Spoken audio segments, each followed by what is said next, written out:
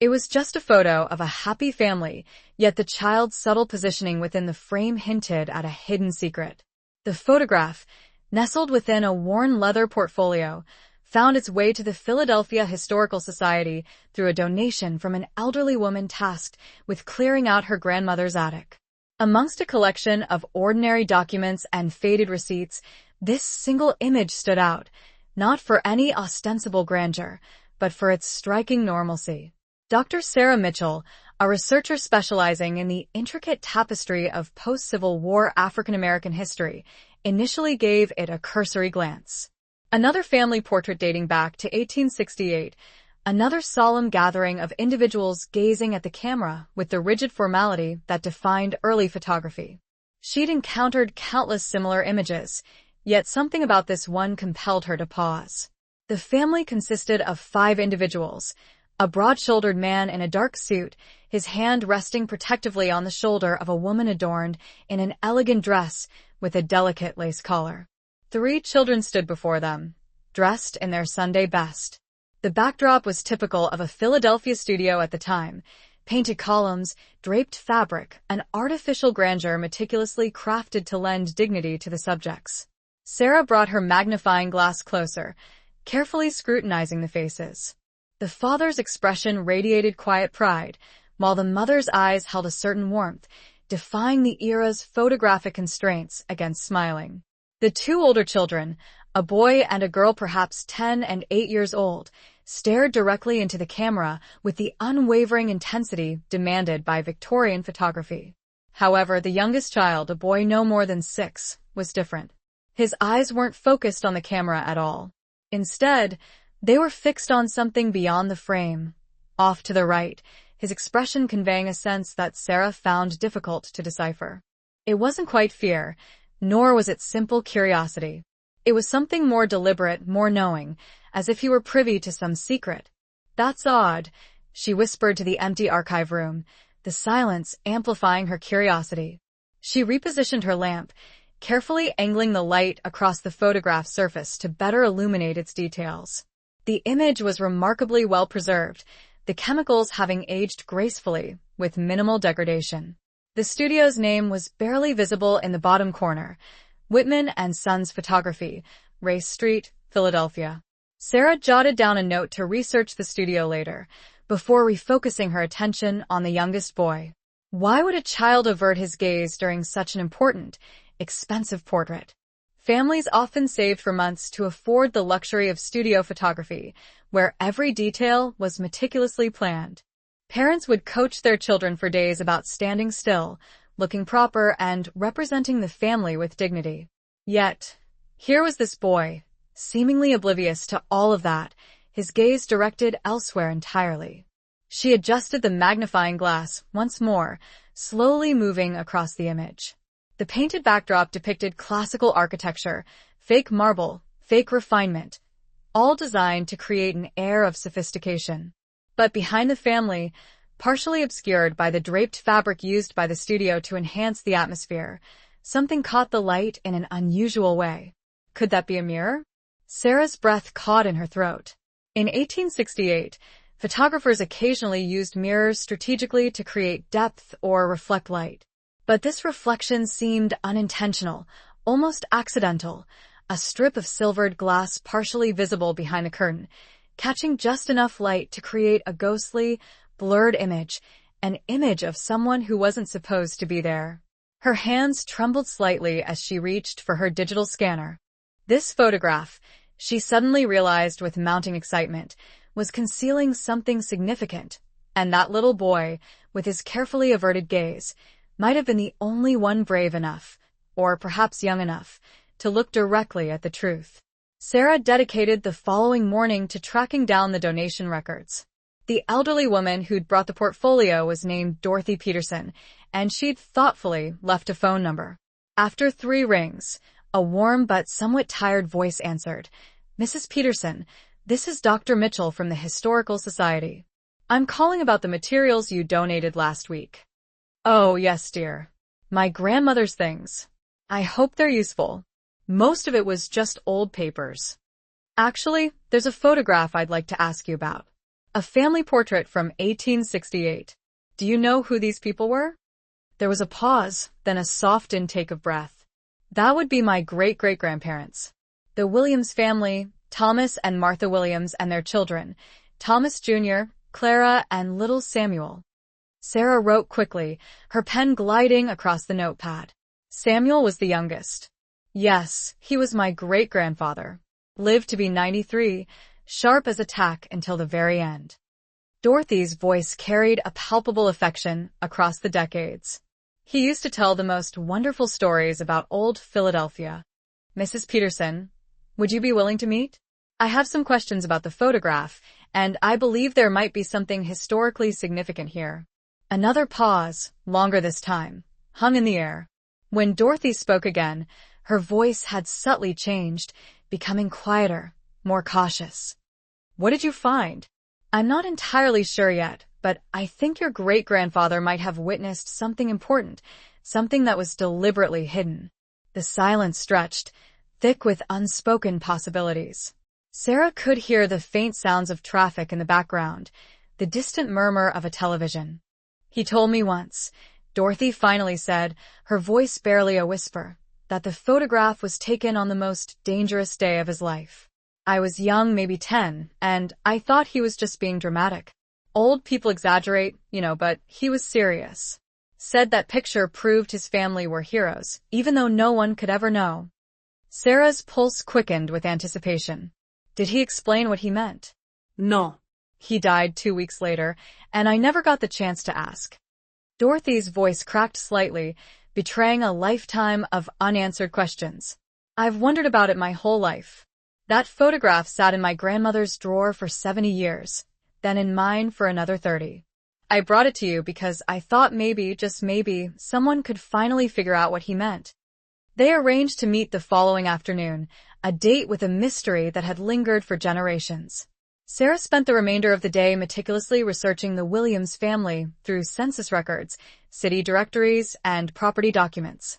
Thomas Williams was listed as a blacksmith with a thriving shop on South Street, while Martha Williams was recorded as a seamstress, her needlework likely contributing significantly to the family's income. Remarkably, they owned their home, a testament to their hard work and perseverance in a time when such achievements were rare for Black families. In 1868, just 3 years after the Civil War's end, the children appeared in school records. Thomas Jr. and Clara attended the Institute for Colored Youth, one of the few institutions that offered Black children a high standard of education. Samuel, at the tender age of 6, was likely still at home under his mother's care. But it was a newspaper clipping from July 1868 that caused Sarah's hand to freeze over the archive table, the air suddenly thick with a sense of foreboding. Local Negro family questioned in suspected harboring case. No charges filed. The article was brief and dismissive, written in the casually racist language that was regrettably commonplace in that era. Authorities had investigated the Williams household following anonymous reports of suspicious activity, but ultimately found no evidence of wrongdoing. The family steadfastly maintained that they were simply honest, hard-working individuals, and the matter was subsequently dropped. Harboring in 1868. The 13th Amendment had officially abolished slavery in 1865, marking a pivotal moment in American history. The war was over, and freedom was now the law of the land. But Sarah knew something that many others often overlooked or chose to ignore. The Underground Railroad hadn't simply ceased operations with abolition. It couldn't. Because in the South, particularly in isolated rural areas and under the protection of corrupt local governments, some individuals were still being held in slavery, their plight hidden from the wider world. Illegal, hidden, but terrifyingly real. And the clandestine networks that had previously aided people in escaping before the war continued their vital work in secret, moving individuals from bondage to true freedom, often guiding them toward Canada, where American law held no sway. The Williams family, Sarah realized with growing conviction, had been an integral part of that network. And somehow, impossibly, they had documented their involvement in a photograph, creating a visual testament to their courage and commitment. The next morning, Sarah stood on Race Street in Philadelphia's historic district, gazing up at the building that had once housed Whitman and Sons Photography. It was now a trendy cafe with exposed brick walls and industrial lighting, but the essential structure of the original building remained largely intact. Tall windows, designed to capture the maximum amount of natural light, and high ceilings, ideally suited for accommodating portrait backdrops. Inside, she ordered a cup of coffee and casually inquired about the building's history from the young barista behind the counter. "It's been like 6 different businesses," he replied, his tone reflecting a certain degree of boredom. "But yeah, I think it was a photography studio way back when. There's some old stuff down in the basement that the owner kept. Historical preservation rules or whatever." A quick exchange of $20 and a charming smile secured Sarah access to the basement, a space filled with potential revelations. The basement was cramped, dusty, and cluttered with restaurant supplies and broken furniture.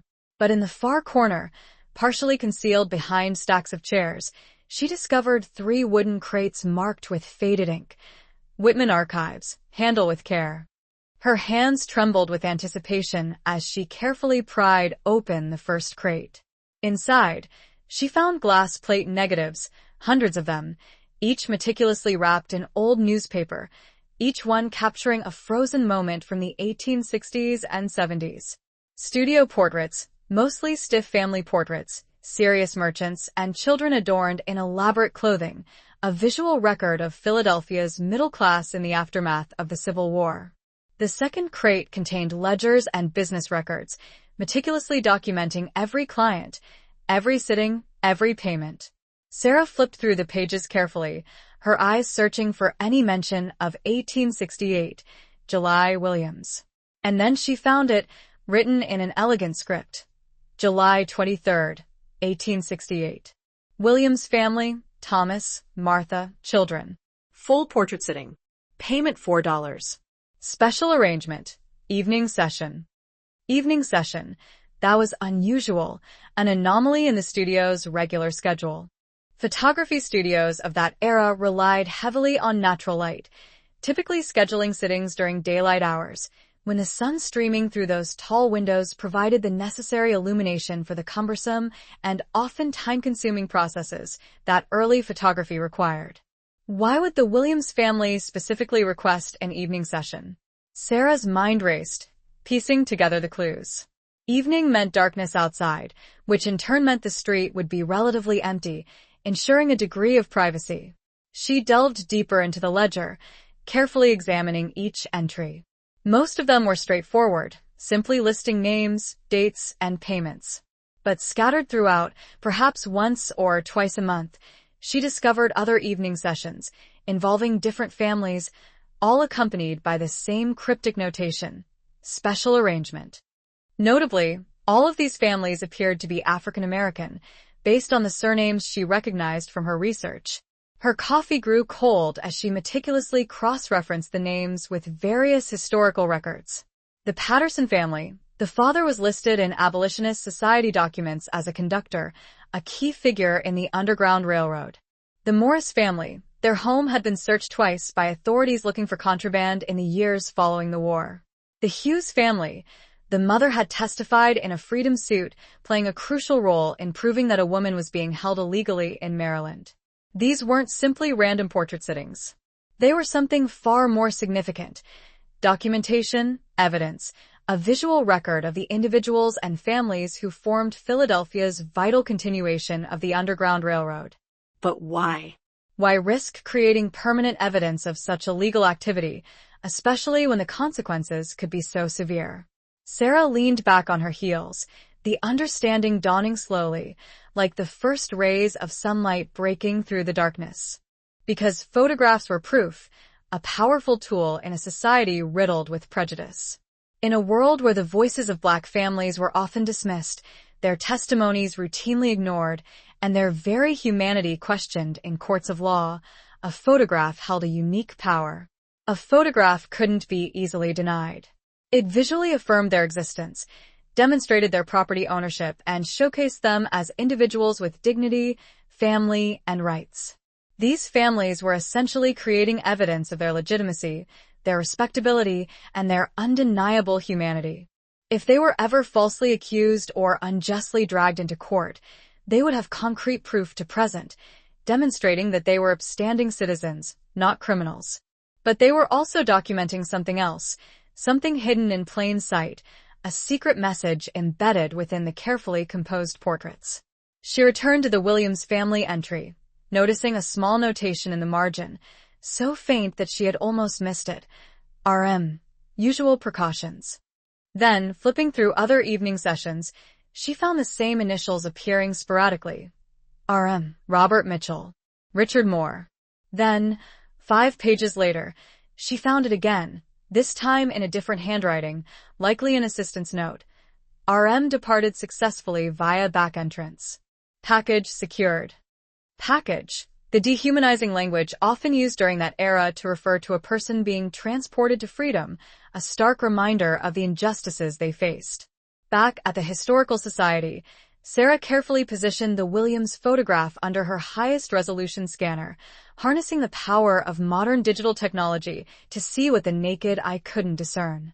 By capturing minute details, enhancing shadows, and subtly adjusting the contrast, she hoped to reveal the hidden elements within the historical image. She zoomed in on the section that had initially captured her attention, the strip of mirror partially visible behind the draped backdrop curtain.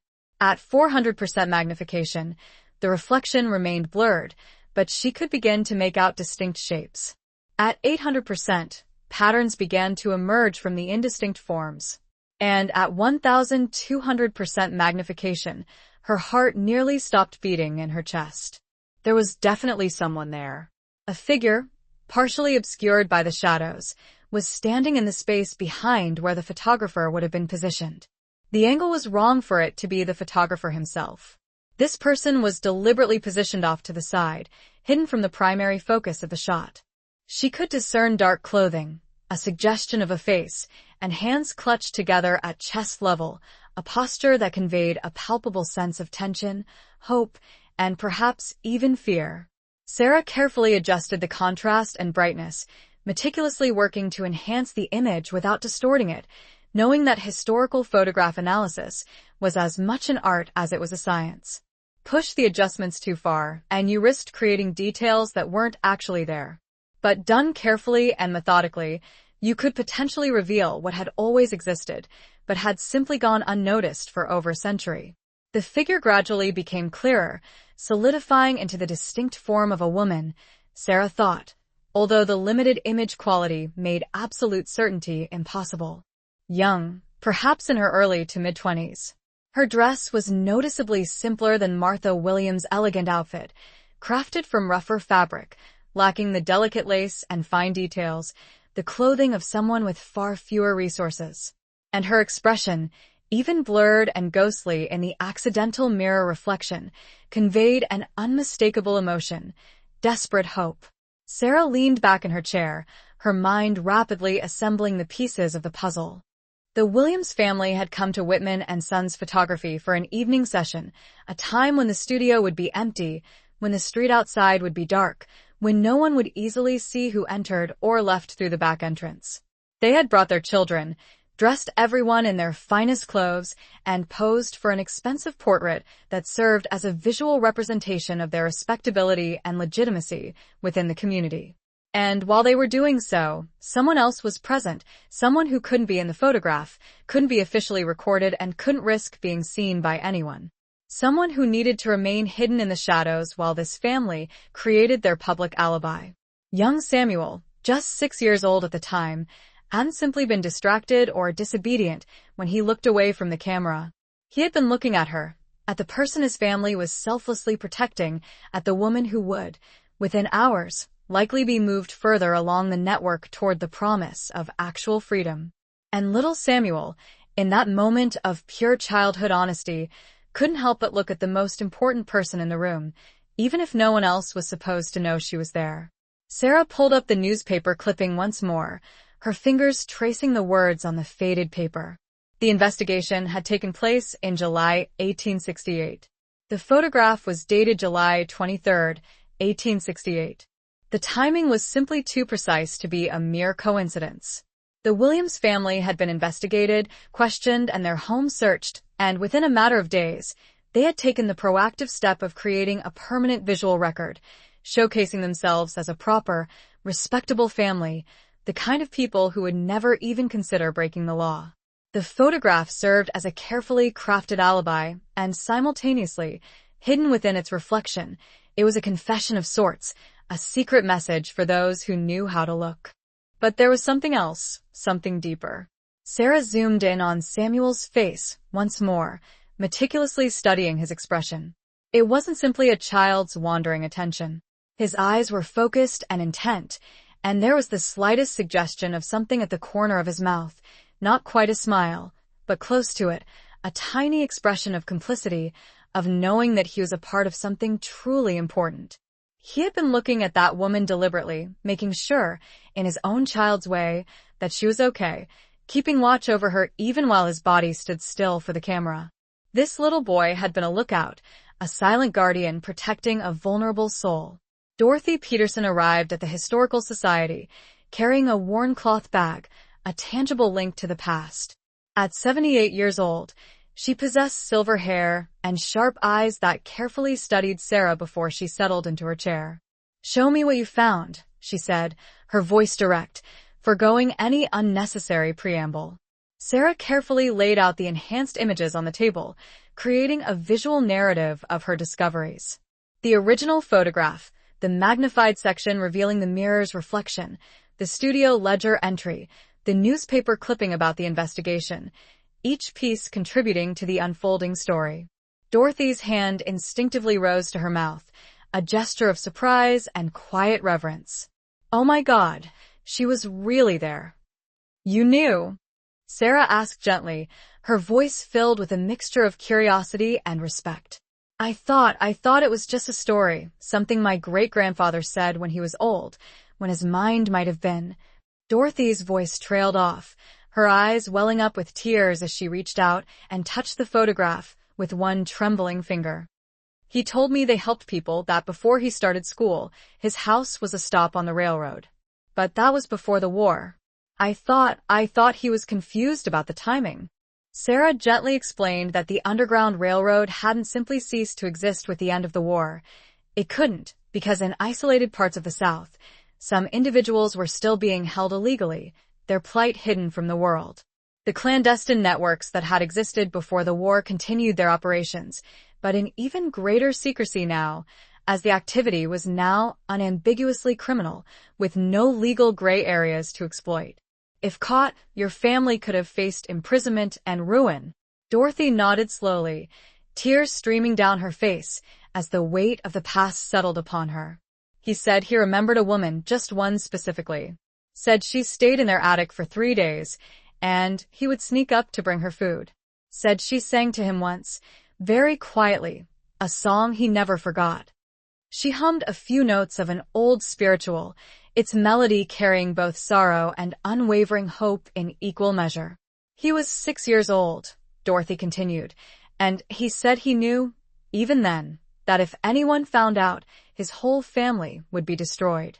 His father could lose his business, his mother could be arrested, and they could lose their home. But he also knew that it was right, that helping her was the most important thing his family had ever done." Sarah carefully pulled out another document she had unearthed during her research, a passenger manifest from a ship that had departed Philadelphia for Nova Scotia in late July 1868. "I think I found her," she said, her voice filled with a quiet sense of accomplishment. A woman listed only as RM, those same initials from the studio ledger, now taking on a new level of significance. No full name, no age, no origin, just those letters and a notation that her passage was paid for by a private charity.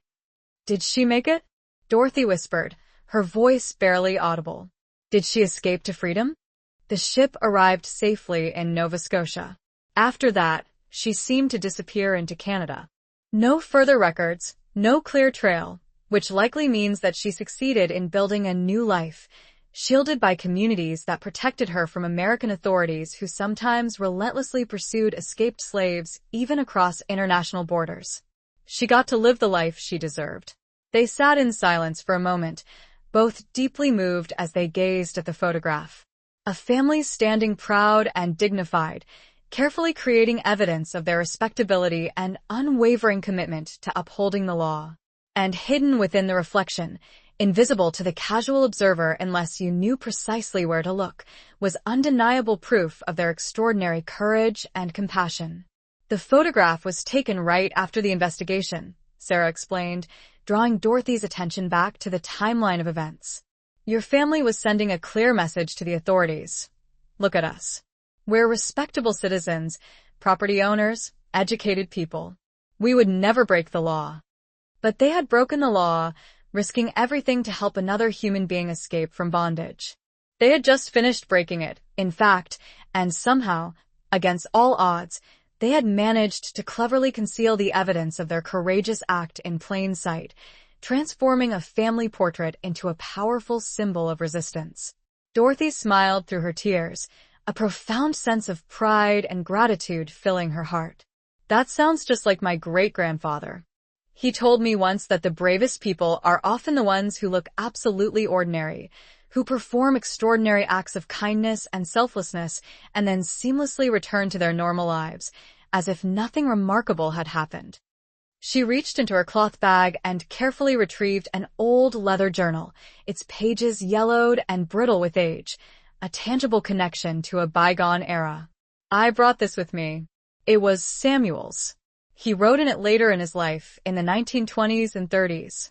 I haven't opened it in years, but I thought that maybe there's something in here that can help shed some more light on the mystery. Sarah reverently accepted the journal, a sacred artifact containing the personal reflections of a man who had witnessed history unfold.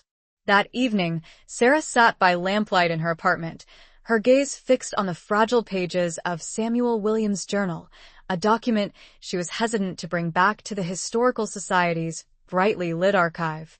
His handwriting was elegant and educated, reflecting the words of a man who had lived through profound societal changes, spanning from the era immediately following slavery to the vibrant and transformative Jazz Age.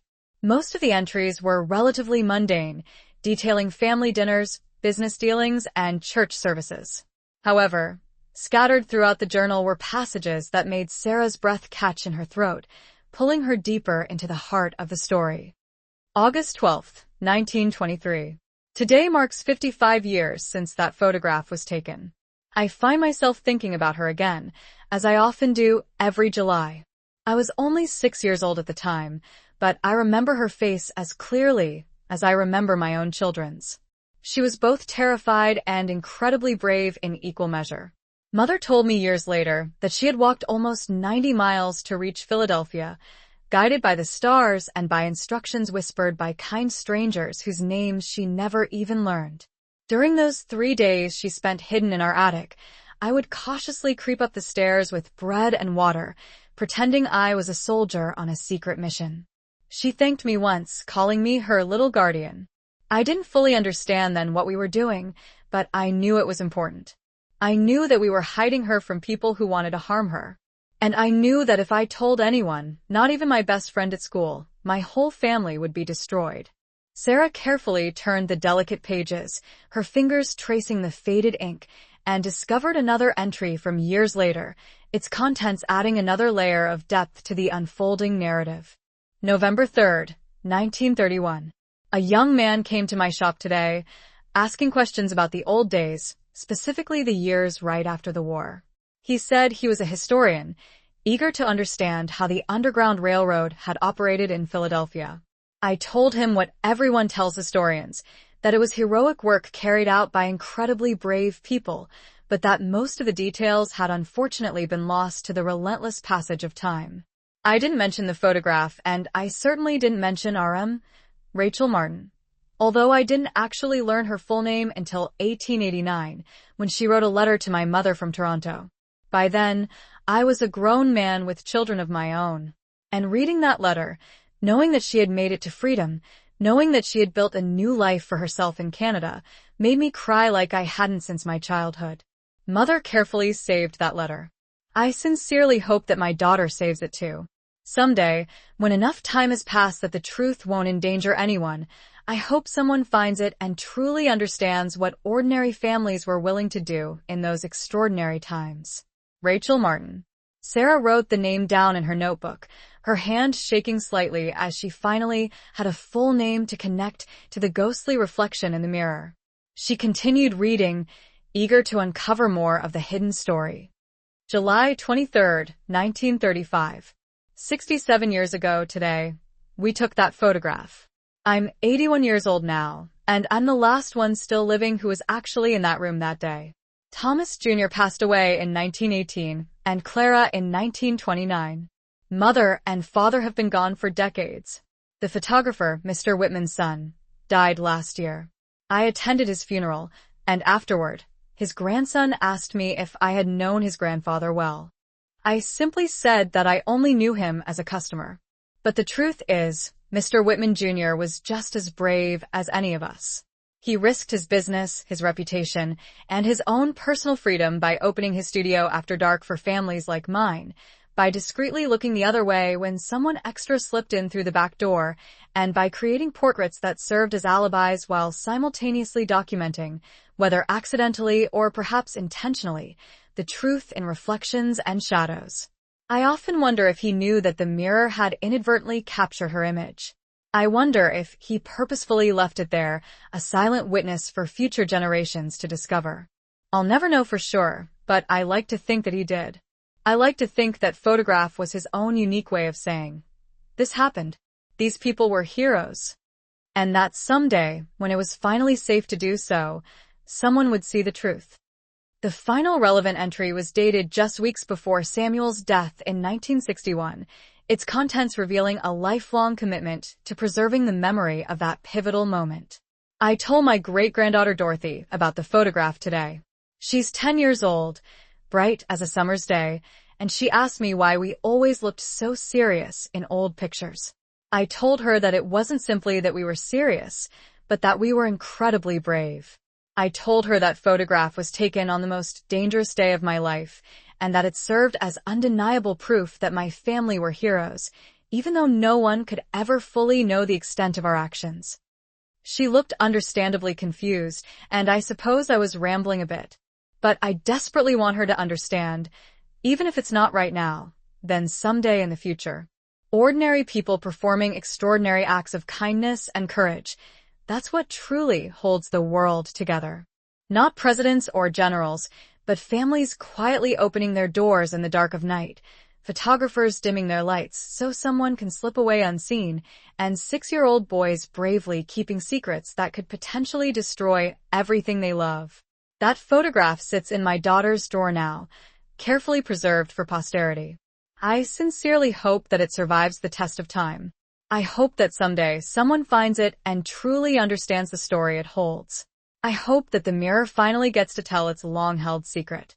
Sarah gently closed the journal, tears streaming down her face, her heart overflowing with a mix of sorrow, gratitude, and profound respect for the Williams family and their extraordinary act of courage. Samuel had known the importance of preserving the truth. He had hoped that one day, someone would finally see the hidden story within that seemingly ordinary photograph. And now, 157 years later, someone finally had. Finding any additional information about Rachel Martin proved to be more difficult than Sarah had initially anticipated. The ship manifest confirmed that a woman with those initials had indeed traveled to Nova Scotia. However, Canadian records from the 1860s were incomplete, especially for Black refugees who often used assumed names or simply disappeared into close-knit communities that provided them with protection from American authorities, who sometimes pursued escaped slaves even across international borders. Sarah contacted colleagues at various archives in Toronto, Halifax, and Montreal, sharing her findings and seeking their assistance in locating any records related to Rachel Martin. She posted on numerous historical forums, hoping to connect with genealogists specializing in Black Canadian history or descendants of Underground Railroad participants. She reached out to genealogists specializing in. 3 weeks after delving into African Canadian history, Sarah received an enlightening email from Dr. James Robinson, a retired Toronto professor. For 4 decades, he had meticulously documented the settlements established by Black Canadians following the American Civil War. "I think I've found your Rachel Martin," the email stated, though in Canada, she went by Rachel Morrison. It was common practice to change surnames for safety. Census records indicated a Rachel Morrison arriving in Toronto in August 1868, around 24 years old, hailing from Pennsylvania. She married Frederick Morrison, a carpenter, in 1871. They had 4 children. Rachel passed away in 1921 at the age of 77 and is buried in Toronto's Necropolis Cemetery. Attached were scanned documents, including a marriage certificate, birth records for her children, a death certificate, and a particularly moving newspaper clipping from the Toronto Globe, dated 1919. It showed an elderly Rachel Morrison being honored by her local church for 50 years of dedicated community service. The photograph, though small and grainy, revealed a kind-faced elderly woman with white hair surrounded by her fellow church members. The caption read, "Mrs. Rachel Morrison, beloved member of First Baptist Church, celebrated for her lifetime of service to new arrivals in Toronto, helping families transition to freedom in Canada." She had dedicated her life to providing the same support she had once received. Sarah sat back, overwhelmed. The ghostly figure she'd seen in the mirror's reflection had lived a full life, married, raised children, and built a new existence. She had transformed the terrifying courage of her escape into decades of selfless service to others. But there was more to the story. Dr. Robinson's email continued. "One of Rachel Morrison's great-granddaughters still resides in Toronto. Her name is Patricia Morrison Chen, and she's a retired schoolteacher. I took the liberty of mentioning your research, and she's very interested in speaking with you." She knew her great-grandmother had escaped slavery, but the family stories were always vague on the details. Her email is below. Sarah contacted Patricia immediately, and they scheduled a video call for the following evening. Patricia, in her 70s, had silver braids and those same kind eyes that Sarah had seen in Rachel's photograph. "Tell me everything," she implored the moment they connected. "My great-grandmother never spoke about her escape.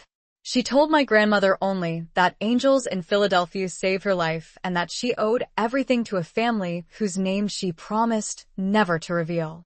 Sarah shared the photograph, the enhanced mirror reflection, and Samuel's journal entries. She explained about the Williams family, their evening session, and the investigation that had nearly destroyed them. Patricia wept openly. She kept her promise. "She never told us their names. Even when she was dying, even when my grandmother begged her for details, she said it was too dangerous, that those families could still face consequences." She wiped her eyes. "But she wrote something. Wait." Patricia disappeared from view, returning moments later with a weathered wooden box. Great-grandmother's things. Letters, documents, a few personal items. She carefully opened the box and withdrew a folded piece of paper, yellowed with age. This was pinned inside her Bible. "We found it after she died. None of us understood what it meant." She held it up to the camera. In faded ink and careful handwriting were 4 lines. July 23, 1868. "The day I became free. Thanks to the blacksmith's family and the little boy who watched over me." Sarah's vision blurred with tears. "That's Samuel. He was 6 years old. He brought her food, kept her secret. She never forgot him. And now we know his name," Patricia whispered. "After all these years, we can finally say thank you." With Rachel Martin's identity confirmed and Patricia's permission to share the story, Sarah returned to the studio ledgers with a renewed sense of purpose. If the Williams family and Rachel Martin represented one successful passage, how many others were documented in those evening sessions? She spent 2 months cross-referencing names, dates, and records. The pattern became clear. Approximately twice a month between 1866 and 1872, Whitman and Sons Photography conducted special arrangement evening sessions for Black families. The studio ledgers used coded language. Package secured. Departure confirmed. Safe arrival noted. Sarah identified 17 families in total who had participated in the network. Using census records, city directories, and archived newspaper articles, she traced their stories.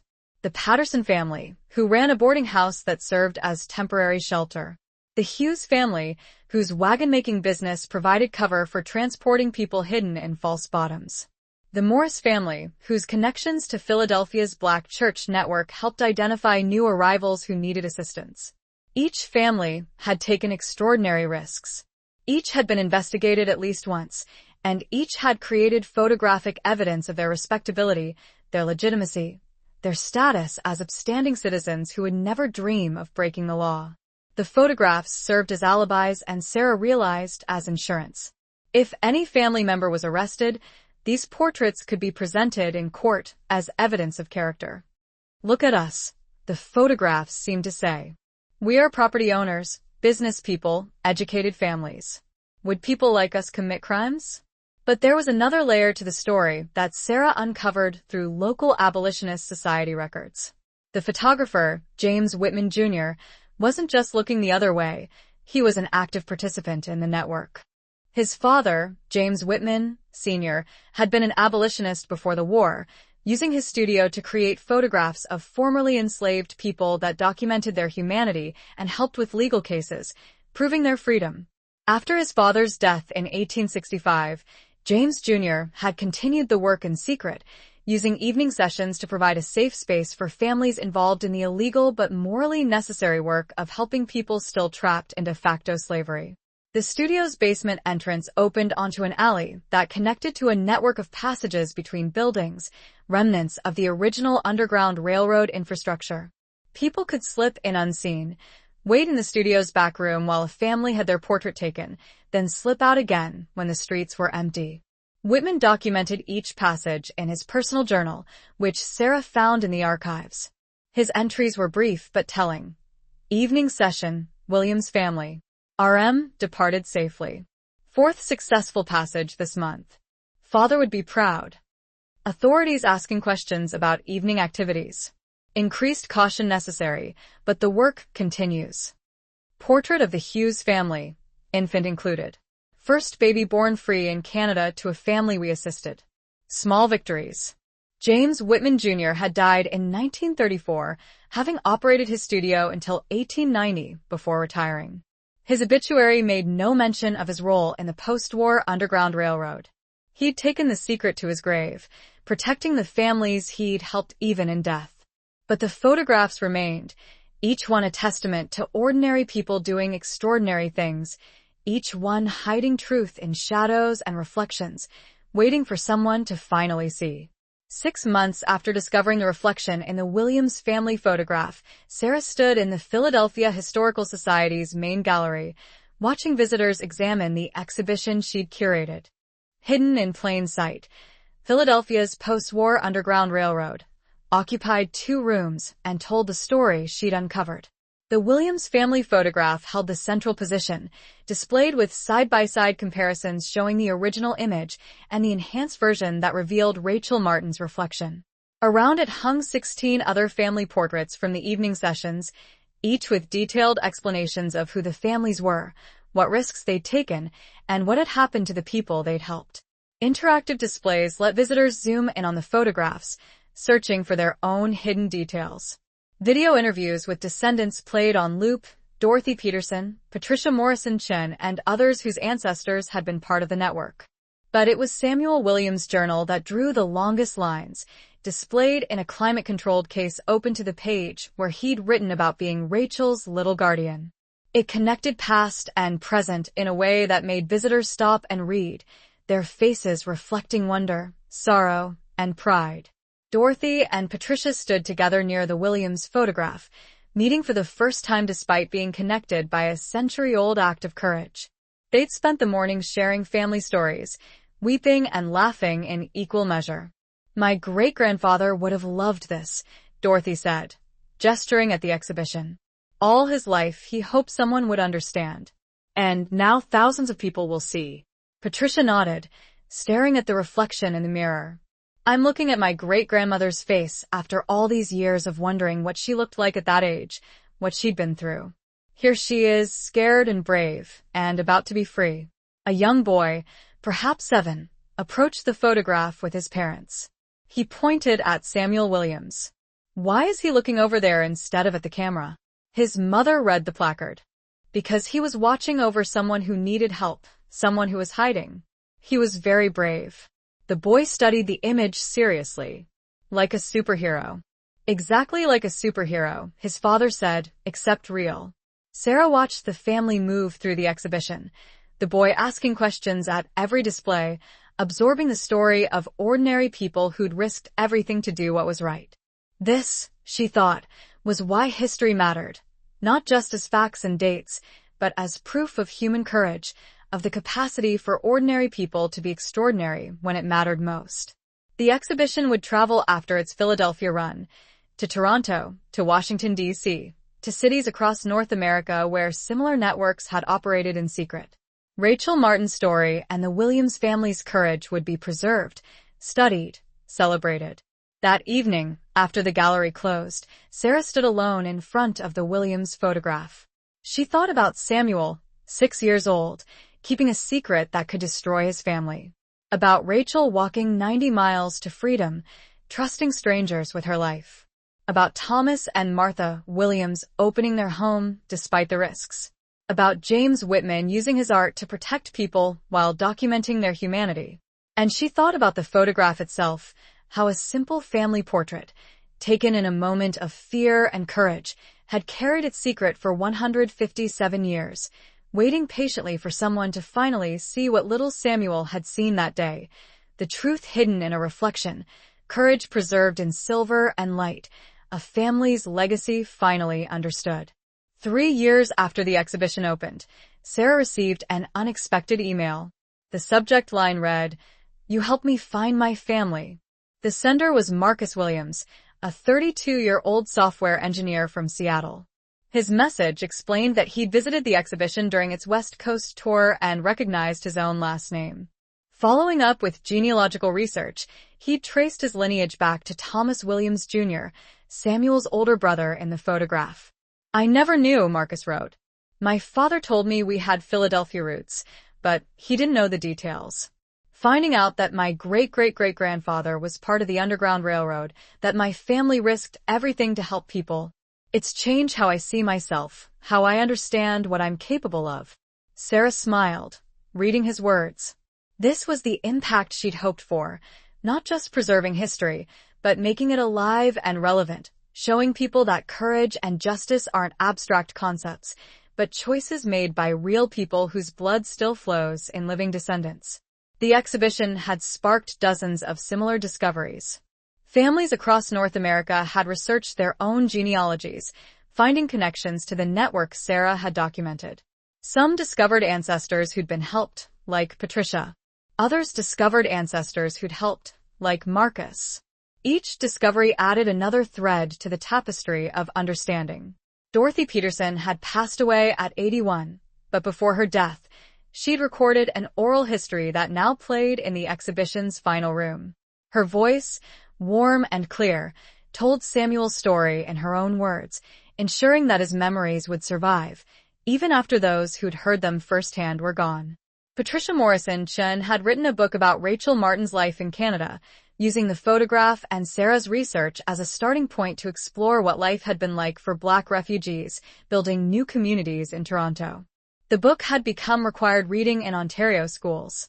The photograph itself had become iconic, reproduced in textbooks, featured in documentaries, displayed in museums. But for Sarah, its power lay not in its fame, but in what it represented, the idea that ordinary objects, closely examined, can reveal extraordinary truths. She'd built a career on that principle, helping other researchers and families uncover hidden stories in old photographs. But the Williams family portrait remained special, the case that had taught her to look beyond the obvious, to search for reflections and shadows and the evidence people left deliberately or accidentally in the margins of their documented lives. On the anniversary of discovering Rachel Martin's reflection, July 23rd, the same date the photograph had been taken 158 years earlier, Sarah returned to Philadelphia. She stood on Race Street where the studio had been, imagining that evening in 1868, the Williams family arriving after dark, children dressed in their finest clothes, hearts pounding with fear and determination. Rachel Martin slipping in through the back entrance, hiding in shadows while the family created their alibi. James Whitman setting up his camera, positioning lights, carefully arranging the scene. And 6-year-old Samuel standing still as his parents had taught him, but unable to stop his eyes from drifting to the person who mattered most in that room, the person who'd sung to him, whom he'd protected, whom his family was saving at enormous risk. In that moment of childhood honesty, Samuel had done what no one else could. He'd looked at the truth, and through his looking, had preserved it for future generations to find. Sarah thought about all the photographs still waiting in archives and attics, in museum storage and private collections. How many other stories were hiding in reflections and shadows. How many other Samuel Williamses had preserved truth through small, unconscious acts of witness. History wasn't just what was deliberately recorded. It was also what accidentally survived, what was hidden in margins, what patient researchers could uncover by looking closely at what everyone else overlooked. She pulled out her phone and took a picture of the building where it had all happened. In her photograph's reflection, caught in the cafe's glass window, she could see other people on the street behind her, walking, talking, living their ordinary lives, ordinary people doing ordinary things until the moment came when they'd have to decide whether to be extraordinary. Just like the Williams family, just like Rachel Martin, just like everyone whose courage, captured accidentally or deliberately in silver and light, waited patiently for someone to finally